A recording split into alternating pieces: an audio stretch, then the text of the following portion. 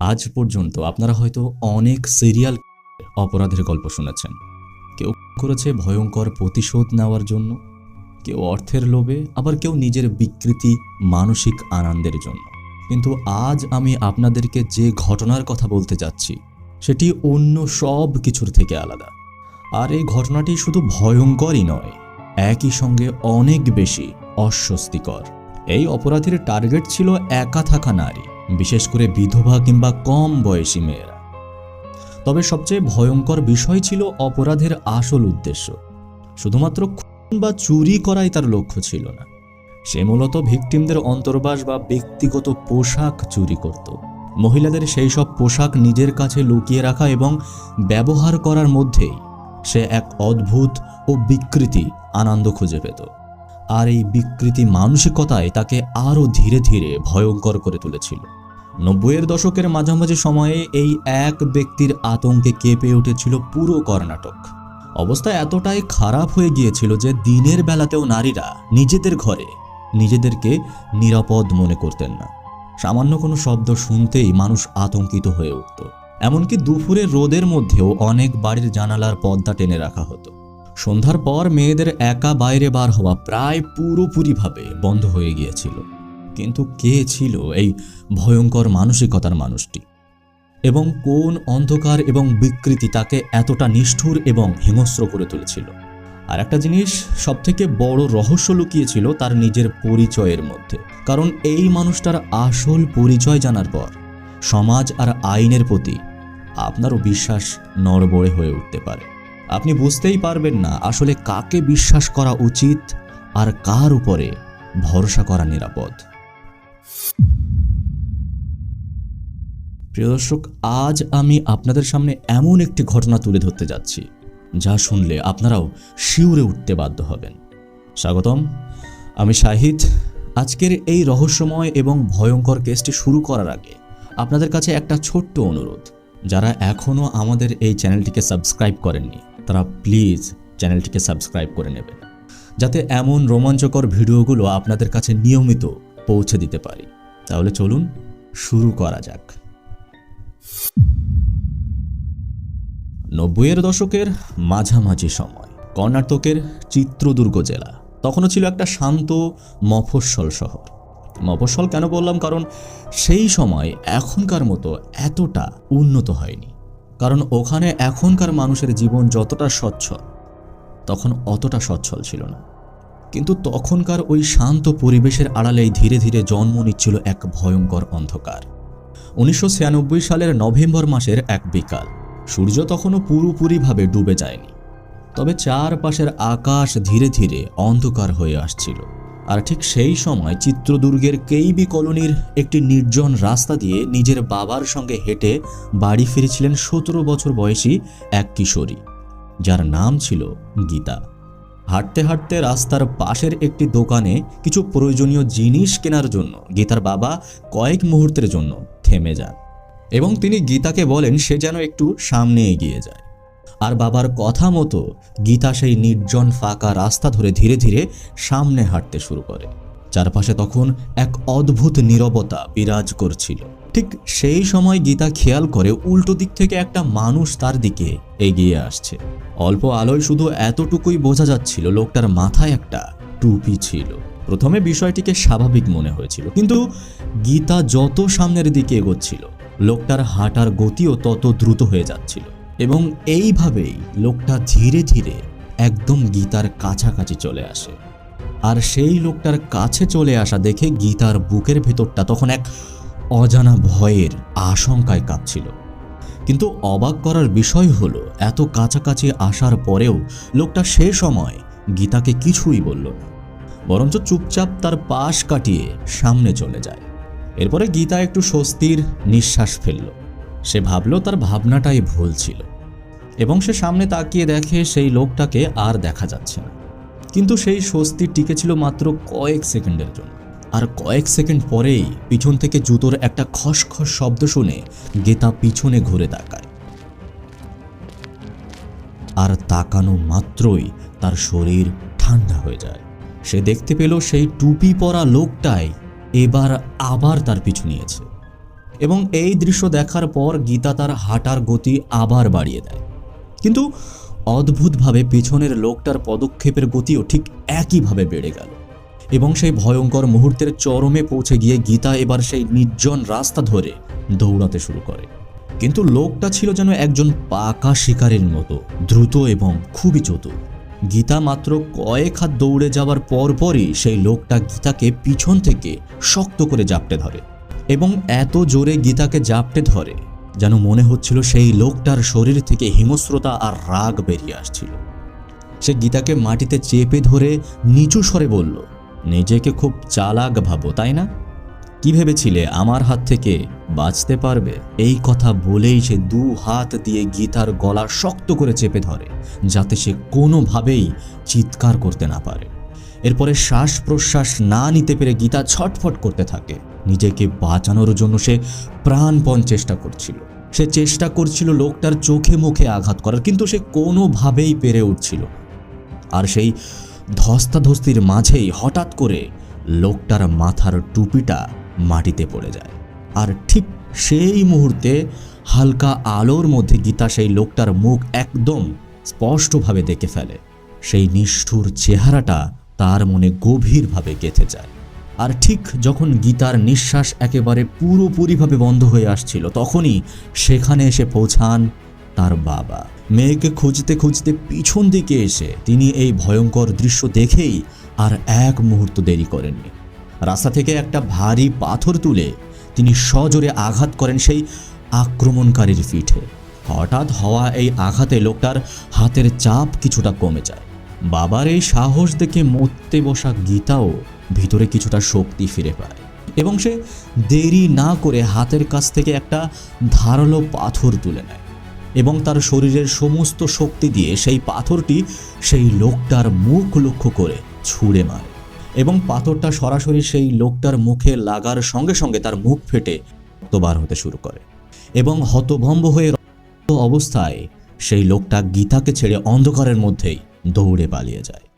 কিন্তু সেদিন পালিয়ে গেলেও লোকটা বুঝতে পারেনি যে সে কার হাত থেকে পালাচ্ছে।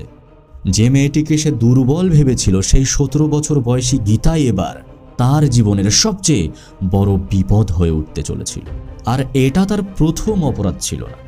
এর আগেও সে একাধিক নারীর জীবন নষ্ট করেছে, কিন্তু প্রতিবারই কোনো না কোনোভাবেই আইনের হাত থেকে এড়িয়ে নিয়েছে নিজেকে। তবে এবার পরিস্থিতি বদলে যেতে শুরু করল। আর ঠিক একইভাবে এই ঘটনার প্রায় 2 মাস পার হয়ে যায়। সময়টা ছিল তখন 1997 সালের জানুয়ারি মাস। চিত্রদুর্গ শহরে তখন 26শে জানুয়ারির প্রজাতন্ত্র দিবসের একটা প্যারেডের মহড়া চলছিল এবং গীতাও কোনো প্রয়োজনীয় কাজে সেই প্যারেডের গ্রাউন্ডের কাছাকাছি গিয়ে পৌঁছায়। মাঠের দিকে তাকাতেই তার চোখ বিস্ময়ে বড় বড় হয়ে যায়। ভয় আর অবিশ্বাসে তার পুরো শরীর ঠান্ডা হয়ে আসে। সে দেখল পুলিশের পোশাক পরে প্যারেডে মার্চ করা মানুষটি আর কেউ নয়, সেই রাতের টুপি পরা সেই লোকটাই, তাদের এলাকার একজন ডিএআর পুলিশের একজন কনস্টেবল, যার নাম ছিল উমেশ রেড্ডি, আর যার মুখে সে সেদিন পাথর ছুঁড়ে রক্তাক্ত করে দিয়েছিল। গীতা বুঝতে পারল যে মানুষটা আইন রক্ষার দায়িত্বে আছে সেই মানুষটাই রাতের অন্ধকারের ভয়ঙ্কর অপরাধী। অবশ্য প্রথমে গীতা এই দৃশ্য দেখে আতঙ্কে ভেঙে পড়েছিল, কারণ যে নিজেই পুলিশ তার বিরুদ্ধে অভিযোগ করবে কার কাছে। কিন্তু নিজের ভেতরের রাগ আর অন্য নারীদের উপর হওয়া অত্যাচারের কথা ভেবে সে আর চুপ থাকেনি। যখন পুলিশ ওই এলাকায় ঘটে যাওয়া নারী নির্যাতন আর চুরির ঘটনা নিয়ে সাধারণ মানুষের কাছে জিজ্ঞাসাবাদ করছিল, তখন গীতা সাহস করেই তাদের সামনে এগিয়ে আসে। সে তদন্তকারী অফিসারদের সামনে দাঁড়িয়ে সেই রাতের পুরো ঘটনার কথা খুলে বলে এবং সরাসরি ডিএআর কনস্টেবল উমেশ রেড্ডিকেই শনাক্ত করে। এবং গীতার এই বয়ান পুরো পুলিশ বিভাগের ভিতরে একটা তোলপাড় তৈরি করে দেয়। একজন সহকর্মীর এমন ভয়ঙ্কর ও বিকৃতি রূপ সামনে আসায় উচ্চপদস্থ কর্মকর্তারাও হতবাক হয়ে যান। গীতার স্পষ্ট অভিযোগ এবং তার বাবার সাক্ষ্যের ভিত্তিতে 1997 সালের জানুয়ারি মাসেই পুলিশ প্রথমবারের মতো উমেশ রেড্ডিকে গ্রেপ্তার করে এবং সেই সঙ্গেই তাকে সেই সরকারি চাকরি থেকে বরখাস্ত করা হয়। তবে তখনও পুলিশ বুঝতে পারেনি এই গ্রেপ্তার কোনো সাধারণ শেষ নয়, বরং এটাই ছিল উমেশ রেড্ডি নামের এক ভয়ঙ্কর সাইকোপ্যাথের সঙ্গে প্রশাসনের দীর্ঘ এক রক্তাক্ত লুকোচুরির খেলার শুরু। আপনারা নিশ্চয়ই ভাবছেন, আইন রক্ষা করার শপথ নেওয়া একজন মানুষ কিভাবে এতটা পশুর মতো নিষ্ঠুর হয়ে উঠতে পারে। একজন পুলিশ কনস্টেবল হয়েও কেন সে রাতের অন্ধকারে অসহায় নারীদের উপরে এভাবে হামলা চালাতো? কি ছিল তার অতীত, আর কোন মানসিক বিকৃতির কারণে সে ধীরে ধীরে এত ভয়ঙ্কর অপরাধীতে পরিণত হয়েছিল? চলুন উমেশ রেড্ডির জীবন শুরু করার দিনগুলো এবং তার অপরাধ জগতের প্রথম অধ্যায়ের দিকে একটু নজর দেওয়া যাক। আপনারা যদি পুরো সত্যটা জানতে চান তাহলে ভিডিওটা শেষ পর্যন্ত অবশ্যই দেখবেন। আর যারা এখনও পর্যন্ত ভিডিও দেখতে দেখতে আমাদের চ্যানেলটি এখনও সাবস্ক্রাইব করেনি, তারা প্লিজ চ্যানেলটিকে অবশ্যই সাবস্ক্রাইব করে দিন। তো চলুন শুরু করা যাক। 1969 সালে কর্ণাটকের চিত্রদুর্গ জেলার বাসাপ্পা মালিং গ্রামে জন্ম হয়েছিল উমেশ রেড্ডির। কিন্তু 5-10টা সাধারণ শিশুর মতো তার শৈশব মোটেও স্বাভাবিক ছিল না। খুব ছোটবেলা থেকেই উমেশের মধ্যে ভয়ঙ্কর অপরাধপ্রবণ আচরণ দেখা যেতে শুরু করে।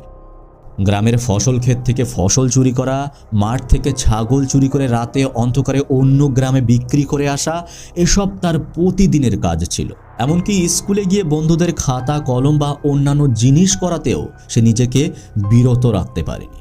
ধীরে ধীরে গ্রামের মানুষেরাও এই চুরির ব্যাপারে জানতে শুরু করে। তার এই কুকীর্তির কথা চারিদিকে ছড়িয়ে পড়তেই গণপিটুনির ভয়ে সে গ্রাম ছেড়ে পালিয়ে যায় আর সোজা গিয়ে পৌঁছে যায় জম্মু কাশ্মীরে। আর সেখানে গিয়েই উমেশ এক অবিশ্বাস্য কাজ করে বসে। নিজের পুরনো পরিচয় পুরোপুরিভাবে গোপন রেখে সে সেন্ট্রাল রিজার্ভ পুলিশ ফোর্স বা সিআরপিএফে চাকরি পেয়ে যায়। সে উগ্র এবং বেপরোয়া হলেও নিজের শারীরিক ক্ষমতার কারণেই সে সহজেই এই বাহিনীতে জায়গা করে নেয়। এরপরে এই জম্মু কাশ্মীরের ভিতরেই তার পোস্টিং হয়। কিন্তু সরকারি চাকরির মতো এই নিয়ম শৃঙ্খলাপূর্ণ জীবনেও নিজের ভিতরের বিকৃতি মানসিকতাকে সে কোনোভাবেই বদলাতে পারেনি। আর এই চাকরি করার সময় সে এক উচ্চপদস্থ কমান্ডারের বাড়িতে গার্ড হিসাবে দায়িত্ব পেয়ে যায় এবং এই দায়িত্ব পাওয়ার পর একদিন সুযোগ বুঝে যখন সেই কমান্ডারের মেয়ে বাড়িতে একা ছিলেন, তখন উমেশ ভয়ঙ্কর একটি কাজ করার চেষ্টা করে। সে জোরপূর্বক ওই তরুণীর উপর নির্যাতন চালানোর চেষ্টা করে। কিন্তু সেদিন তার ভাগ্য খারাপ ছিল। মেয়েটির চিৎকার আর প্রতিরোধের কারণে উমেশ হাতে নাতে ধরা পড়ে যায়। ধরা পড়ার পরে বিভাগীয় কঠোর শাস্তি এবং কোর্ট মার্শালের ভয়ে উমেশ আর সেখানে এক মুহূর্ত থেমে থাকেন। সে সিআরপিএফের এই কাজ ছেড়ে সোজা তার নিজের রাজ্য অর্থাৎ কর্ণাটকে ফিরে আসে। আর সবচেয়ে আশ্চর্যের বিষয় হলো, একজন পলাতক অপরাধী হয়েও উমেশ থেমে থাকেনি। 1996 সালের সেপ্টেম্বর মাসে সে আবার নতুন পরিচয়ে কর্ণাটকের চিত্রদুর্গ জেলার ডিস্ট্রিক্ট আর্ম রিজার্ভ বা ডিএআর পুলিশের কনস্টেবল হিসাবে নিয়োগ হয়ে যায়।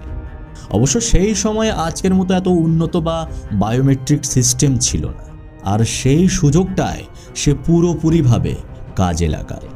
ফলে এক রাজ্যের অপরাধী খুব সহজেই অন্য জায়গায় গিয়ে নিজের পরিচয় লুকিয়ে আবার পুলিশের পোশাক পরে পুলিশের চাকরি করতে থাকে। এবং এই সরাসরি চাকরি পাওয়ার পরে উমেশের সাহস আরও বেড়ে যায়। পুলিশের এই ক্ষমতাকে ঢাল বানিয়েই সে শুরু করে এক ভয়ঙ্কর খেলা। চিত্রদুর্গের ডিএআর পুলিশে যোগ দেওয়ার পর উমেশের আত্মবিশ্বাস আর হিংস্রতা যেন হঠাৎ কয়েক গুণ বেড়ে গেল। পুলিশের পোশাক আর ক্ষমতাকেই সে যেন নিজের সবচেয়ে বড় নিরাপত্তা হিসাবে ব্যবহার করতে শুরু করে। এরপর ধীরে ধীরে সামনে আসতে থাকে তার আসল বিকৃত রূপ। এই সময় উমেশ নিজের অপরাধের জন্য একটা নির্দিষ্ট প্যাটার্ন তৈরি করে নেয়। সে সাধারণত দুপুরের নির্জন সময়কে শিকার ধরার জন্য বেছে নিত, কারণ সেই সময় রাস্তাঘাট তুলনামূলকভাবে ফাঁকা থাকতো আর মানুষও অনেক কম বের হতো। এখানে একটা গুরুত্বপূর্ণ কথা আপনাদেরকে জানানোর প্রয়োজন। উমেশের পরবর্তী যে নারী শিকার হয়েছিলেন, সমাজ এবং তার ব্যক্তিগত সম্মানের কথা বিবেচনা করে তার আসল নাম প্রকাশ করছি না, কারণ একজন অপরাধীর গল্প বলতে গিয়ে কোনো ভিকটিমের সম্মান ক্ষুণ্ণ করার কোনো অধিকার আমাদের নেই। আর তিনি জীবিত আছেন বলেই তার পরিচয় গোপন রাখাটাই সবচেয়ে দায়িত্বশীল কাজ। 1996 সালের সেপ্টেম্বর মাসে চাকরি পাওয়ার ঠিক 2 মাস পরের ঘটনা। নভেম্বর মাসের এক দুপুরে প্রায় 25 বছর বয়সী এক বিবাহিত মহিলা একা নিজের বাড়ির দিকে ফিরছিলেন। রাস্তাটা ছিল সম্পূর্ণ নির্জন, দূর দূরান্ত পর্যন্ত সেখানে আর কোনো মানুষ দেখা যাচ্ছিল না। সুযোগের অপেক্ষায় থাকা উমেশ অনেকক্ষণ ধরেই দূর থেকে ওই মহিলার পিছু নিচ্ছিল, আর চারপাশের নীরবতার সুযোগ নিয়েই সে হঠাৎ করে বাঘের মতো ঝাঁপিয়ে পড়ে সেই মহিলার উপরে। মহিলাটি কিছু বুঝে ওঠার আগেই উমেশ তাকে জোর করে মাটিতে ফেলে দেয়। এরপরে শুরু করে ভয়ঙ্কর নির্যাতন।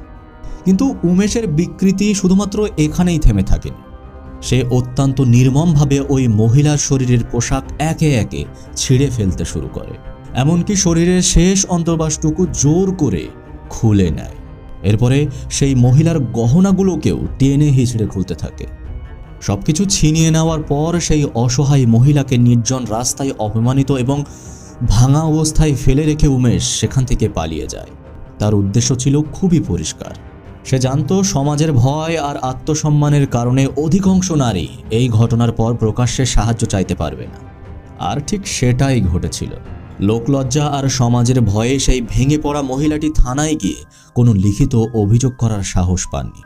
আর ঠিক এই ঘটনার পরেই উমেশ তার পরবর্তী শিকার হিসাবে বেছে নেয় 17 বছরের তরুণী গীতাকে। প্রিয় দর্শক, গীতার কথা নিশ্চয়ই আপনাদের মনে আছে। হ্যাঁ, সেই গীতা যে নিজের বাবার সঙ্গে বাড়ি ফেরার পথে উমেশের খপ্পরে পড়েছিল। কিন্তু উমেশ বুঝতে পারেনি যে এই মেয়েটি অন্য মেয়েদের মতো চুপ থাকবে না। তার জবানবন্দির ভিত্তিতেই 1997 সালের জানুয়ারি মাসে প্রথমবার গ্রেপ্তার হয় পুলিশরূপী শয়তান, অর্থাৎ উমেশ। কিন্তু গল্পটা এখানেই শেষ হয়ে যেতে পারত যদি প্রশাসনের ভিতরে এত বড় একটা গাফিলতি না থাকত। 1997 সালের মাঝামাঝি সময় উমেশ রেড্ডিকে এক জেল থেকে অন্য জেলে স্থানান্তর করার সময় তার সঙ্গে নিরাপত্তার জন্য পুলিশ ফোর্সও ছিল। কিন্তু উমেশ ছিল অত্যন্ত ধূর্ত এবং পরিকল্পনাকারী অপরাধী। তার মাথায় সবসময় পালানোর ছক চলত। যে গাড়িতে করে তাকে নিয়ে যাওয়া হচ্ছিল সেই গাড়ির ভিতরের পরিস্থিতি আর পুলিশের সামান্য অসতর্কতার কারণেই সে সুযোগ পেয়ে যায় এবং পুলিশের নজর তার দিক থেকে একটু সরে যেতেই উমেশ চতুরতার সঙ্গে তাদের চোখ ফাঁকি দেয় আর মুহূর্তের মধ্যেই পুলিশের পাহারা ভেঙে সামনে পালিয়ে যায়। এরপরে চারিদিকে হাই অ্যালার্ট জারি হয়, কিন্তু ততক্ষণে অনেক দেরি হয়ে গেছিল। জেল থেকে পালানোর পর উমেশ আরও বেশি হিংস্র এবং ভয়ঙ্কর হয়ে ওঠে, কারণ সে বুঝে গিয়েছিল পুলিশ তাকে এত সহজেই ধরতে পারবে না। আর এই পালানোর পর থেকেই শুরু হয় তার জীবনের সবচেয়ে ভয়ঙ্কর এবং রক্তাক্ত অধ্যায়। 1997 থেকে 2000 সালের এই 3 বছরে সে পুরো কর্ণাটক জুড়ে আতঙ্কের এমন একটা রাজত্ব তৈরি করে যা মানুষ আগে কখনোই দেখেনি। পালিয়ে যাওয়ার পর উমেশ নিজের পরিচিত এলাকা অর্থাৎ চিত্রদুর্গ ছেড়ে বিভিন্ন জেলা আর শহরে ঘাঁটি বদলাতে শুরু করে। তবে তার অপরাধের ধরন একই ছিল, শুধুমাত্র তার হিংস্রতা কয়েক গুণ বেড়ে গিয়েছিল। এবার সে শুধু মহিলাদের গহনা ছিনিয়ে নেওয়া বা অপমান করেই থামত না, প্রমাণ মুছে ফেলা আর নিজের বিকৃতি মানসিক তৃপ্তির জন্য ঠান্ডা মাথায় সে তাদেরকে খুন করত। আর এই সময়ের মধ্যে কর্ণাটকের বিভিন্ন এলাকায় অন্তত কয়েকজন কম বয়সী মেয়ের উপর এই একই কায়দায় ভয়ঙ্কর নির্যাতনের ঘটনা ঘটায়। দুপুর কিংবা সন্ধ্যার নির্জন সময়ে উমেশ একা থাকা মেয়েদেরকে টার্গেট করত। কখনো ফাঁকা রাস্তায়, কখনো বা একা বাড়িতে ঢুকে সে হামলা করত। উমেশের এই নিষ্ঠুরতা এতটাই ভয়ঙ্কর ছিল যে সে গহনাগুলো স্বাভাবিকভাবে খুলত না। কানের দুল কিংবা নাকের গহনা সরাসরি টেনে ছিঁড়ে ফেলত, ফলে শরীরের অংশগুলো ছিঁড়ে রক্ত বার হয়ে আসতো। আর সেই যন্ত্রণায় ভিকটিমদের চিৎকার যেন তাকে বিকৃত এক আনন্দ দিত। এবং নির্যাতনের পর অনেক ক্ষেত্রেই সে শ্বাস রোধ করে অথবা গলা কেটে তাদেরকে হত্যা করে ফেলত। খুন করার পর সামনে আসতো উমেশের সবচেয়ে ভয়ঙ্কর মানসিক বিকৃতি, কারণ সে মৃতদেহে অর্থাৎ তারা মারা যাওয়ার পরে তাদের সঙ্গে বিকৃত আচরণ করত। চিকিৎসা বিজ্ঞানের ভাষায় এই মানসিক অবস্থাকে নেক্রোফিলিয়া বলা হয়। কিন্তু এখানেও শেষ নয়। ঘটনাস্থল ছাড়ার আগে সে ভিকটিমদের অন্তর্নিবাস, নাইটি কিংবা ব্যক্তিগত পোশাক খুব যত্ন করে ব্যাগে ভরে নিত। পুলিশ যখনই উমেশের সম্ভাব্য লুকিয়ে থাকার জায়গায় অভিযান চালাতো, বেশিরভাগ সময়ই সে আগেই পালিয়ে যেত। কিন্তু তার ঘর বা দেড়ার ভেতর থেকে পুলিশ প্রায় কাপড়ে বাঁধা বড় বড় পুঁটলি উদ্ধার করত। আর সেই পুঁটলি খুলতেই তদন্তকারী অফিসারদের চোখ কপালে উঠে যেত, কারণ তার ভেতরে ঠাসা থাকতো অসংখ্য মহিলাদের চুরি করা অন্তর্বাস। পরে জানা যায় উমেশের এক অদ্ভুত বিকৃতি মানসিক অভ্যাস ছিল।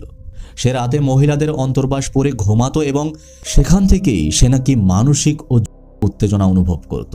এমনকি বিভিন্ন এলাকার বাড়ি থেকে শুকাতে দেওয়া মহিলাদের কাপড় চুরি করাও তার নেশা হয়েছিল। উমেশ অত্যন্ত চতুর ছিল। কর্ণাটকে বড় কোনো অপরাধ করার পর সে দ্রুত মহারাষ্ট্র কিংবা গুজরাটে পালিয়ে যেত, আবার সেখানে কিছুদিন আত্মগোপন করে থাকত। পরিস্থিতি একটু শান্ত হলেই আবার সে কর্ণাটকে ফিরে এসে নতুন শিকার খুঁজত। 1997 থেকে 2000 সালের মধ্যে পুলিশ তাকে অন্তত 5 থেকে 6 বার গ্রেপ্তার করতে সক্ষম হয়েছিল, কিন্তু প্রতিবারই সে কোনো না কোনোভাবে পালিয়ে যেত। আর একবার সে তার সব সীমা ছাড়িয়ে যায়, কারণ পুলিশ তাকে একবার ভারী লোহার চেন দিয়ে শক্ত করে বেঁধে রেখেছিল যাতে সে নড়তেও না পারে। কিন্তু উমেশ তখনও পালানোর সুযোগ খুঁজছিল। সে লক্ষ্য করে পাহারায় থাকা পুলিশ কর্মীটি তার খুব কাছেই দাঁড়িয়ে আছে। আর সেই সময় হঠাৎ করেই উমেশ একটা নোংরা কাজ করে বসে, যা দেখে সবাই হতবাক হয়ে যায়। সে নিজের প্যান্ট খুলে সরাসরি সেই ডিউটিরত পুলিশ কর্মীর গায়ে মূত্রত্যাগ করে দেয়, কারণ তার পরিকল্পনা ছিল খুবই পরিষ্কার। সে ভেবেছিল পুলিশ কর্মীটি পিছিয়ে গিয়ে নিজেকে পরিষ্কার করতে ব্যস্ত হয়ে পড়বেন, আর সেই সুযোগেই সে আবার পালিয়ে যাবে। যদিও সেবার পুলিশ তাকে ধরে ফেলতে সক্ষম হয়েছিল, কিন্তু তার এই অদ্ভুত এবং নোংরা উপস্থিত বুদ্ধি পুরো পুলিশ প্রশাসনকে স্তম্ভিত করে দেয়। আর এর পরেও সে একদিন আবারও পালিয়ে যায়। অবশেষে কর্ণাটক পুলিশের উচ্চ পদস্থ কর্মকর্তারা বুঝতে পারেন উমেশকে সাধারণ অপরাধীদের মতো খুঁজে ধরা সম্ভব নয়। সে যে কোনো সময় নিজের পরিচয় বদলাতে পারে। এরপরে পুলিশ প্রশাসন মরিয়া হয়ে উঠে তার বিরুদ্ধে বিশেষ অভিযান শুরু করে। উমেশ রেড্ডিকে মোস্ট ওয়ান্টেড বা অত্যন্ত বিপজ্জনক অপরাধী হিসাবে ঘোষণা করা হয়। পুলিশ তার একটি পুরনো ছবি দিয়ে হাজার হাজার পোস্টার ছাপায়। কর্ণাটকের বড় বড় শহর, বাস স্ট্যান্ড, রেল স্টেশন সব জায়গায় তার ছবি লাগিয়ে দেওয়া হয়। পোস্টারের নিচে বড় অক্ষরে লেখা ছিল, এই ব্যক্তিকে দেখা মাত্রই পুলিশকে খবর দিন, এই ব্যক্তি অত্যন্ত বিপজ্জনক। এবং এই পোস্টার ছাপানোর পর থেকেই ধীরে ধীরে পুরো রাজ্য জুড়ে উমেশের মুখ আতঙ্কের প্রতীক হয়ে ওঠে। কিন্তু এত কিছুর পরেও বেঙ্গালুরুর বুকে তখন উমেশ তার জীবনের সবচেয়ে ভয়ঙ্কর এবং নৃশংস হত্যাকাণ্ড ঘটানোর পরিকল্পনা করছিল। 1998 সালের 28 ফেব্রুয়ারি বেঙ্গালুরুর পিনিয়া এলাকায় 37 বছর বয়সী বিধবা জয়শ্রী, যে নিজের বাড়িতে একা ছিলেন, দিনের বেলাতেই উমেশ তার বাড়িতে ঢুকে তার উপরে নির্যাতন চালায় এবং এক পর্যায়ে তাকে শ্বাসরোধ করে হত্যা করে ফেলে। যাওয়ার সময় সে তার গহনা এবং ব্যক্তিগত পোশাক নিয়ে পালিয়ে যায়। কিন্তু এবার উমেশের ভাগ্য তার সঙ্গে ছিল না। ঠিক সেই সময় জয়শ্রীর ছোট ছেলে স্কুল থেকে বাড়ি ফিরে আসে। ঘরে ঢুকেই সে নিজের মায়ের রক্তাক্ত নিথর দেহ পড়ে থাকতে দেখে এবং উমেশকে দ্রুত ঘর থেকে বেরিয়ে যেতে দেখেছিল। এবং এই ছোট্ট শিশুটি পরে এই মামলার সবচেয়ে গুরুত্বপূর্ণ চাক্ষুষ সাক্ষী হয়ে ওঠে। এই ঘটনার পরে পুলিশ সর্বশক্তি দিয়ে উমেশকে খুঁজতে শুরু করে। অবশেষে 2022 সালের 17 মে বেঙ্গালুরুর যশবন্তপুর স্টেশনের একটা এলাকা থেকে তাকে গ্রেপ্তার করা হয়। কারণ দাড়ি গোঁফ কাটানোর একটা নাপিতের দোকানে বসেছিল উমেশ। সেখানে একজন অটো চালক ওয়ান্টেড পোস্টারের ছবির সঙ্গে তার মুখ মিলিয়ে পুলিশকে খবর দেন। মুহূর্তের মধ্যেই পুলিশ পুরো এলাকা ঘিরে ফেলে এবং শেষবারের মতো তাকে হাত কড়া পরানো হয়। আর এই গ্রেপ্তার করার পর সে আর কখনো পালাতে পারেনি। এবং পুলিশ যখন তাকে জেরা করে তখন সে স্বীকার করে সে অন্তত 20 থেকে 21 জন মহিলার উপর একই ধরনের অপরাধ চালিয়েছে, যাদের মধ্যে অন্তত 18 জনকে সে হত্যা করেছিল। তবে শক্ত প্রমাণের ভিত্তিতে পুলিশ মাত্র 9টি মামলার চার্জশিট আদালতে জমা দিতে পেরেছিল। এবং সেই সময় ওই ছোট শিশুর জবানবন্দি এবং ফরেনসিক রিপোর্ট ছিল মামলার সবচেয়ে গুরুত্বপূর্ণ প্রমাণ। পরবর্তীতে কর্ণাটক হাইকোর্ট এবং সুপ্রিম কোর্টও তার ফাঁসির সাজা বহাল রাখে। কিন্তু ফাঁসি এড়ানোর কারণে উমেশ নিজেকে মানসিক অসুস্থ দাবি করে, কিন্তু তার সেই দাবি বেশি সময় টেকেনি, কারণ হাসপাতালের ডাক্তাররা তাকে সুস্থ বলে ঘোষণা করে। তাদের মতে উমেশ ছিল একজন ভয়ঙ্কর সাইকোপ্যাথ। দীর্ঘদিন জেলে একাকী কারাবাসের পর 2022 সালে সুপ্রিম কোর্ট তার ফাঁসির সাজা বাতিল করে দেয় এবং 30 বছরের কঠোর কারাদণ্ড দেয়। আদালত জানিয়ে দেয় 30 বছর পূর্ণ হওয়ার আগে সে কোনোভাবেই প্যারেল পাবে না, অর্থাৎ সে কোনোভাবেই ছাড়া পাবে না। 2023 সালে তাকে বেঙ্গালুরুর পারাপ্পানা আগ্রাহার জেলে স্থানান্তর করা হয় এবং 2024 সালে তার প্যারালের শেষ আবেদনও খারিজ করা হয় এবং আজ সে জেলের অন্ধকার কোণায় বন্দি এক অভিশপ্ত জীবন কাটাচ্ছে।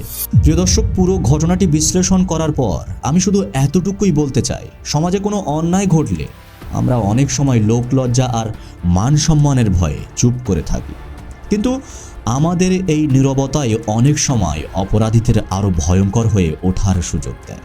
তাই অন্যায়ের বিরুদ্ধে প্রথমবার থেকেই রুখে দাঁড়ানো খুবই জরুরি, যাতে অপরাধী দ্বিতীয়বার সেই সুযোগ না পায়।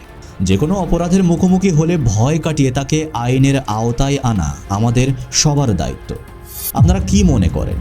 আমার কথার সঙ্গে কি আপনারা একমত, নাকি কোথাও ভুল মনে হয়েছে? অবশ্যই নিচের কমেন্ট বক্সে কমেন্ট করে জানাবেন। একই সঙ্গে এটাও বলবেন যে এই কুখ্যাত অপরাধীর যে শাস্তি হয়েছে সেটা কি যথেষ্ট ছিল, নাকি এর থেকেও আরও কঠোর শাস্তি হওয়া উচিত ছিল। তো প্রিয় দর্শক, আজকের ভিডিও এই পর্যন্ত। দেখা হবে পরের কোনো ভিডিওতে। সে পর্যন্ত সুস্থ থাকবেন, ভালো থাকবেন, সতর্ক থাকবেন এবং অন্যকে বিশ্বাস করার আগে তাকে ভালোভাবে যাচাই করে নেবেন।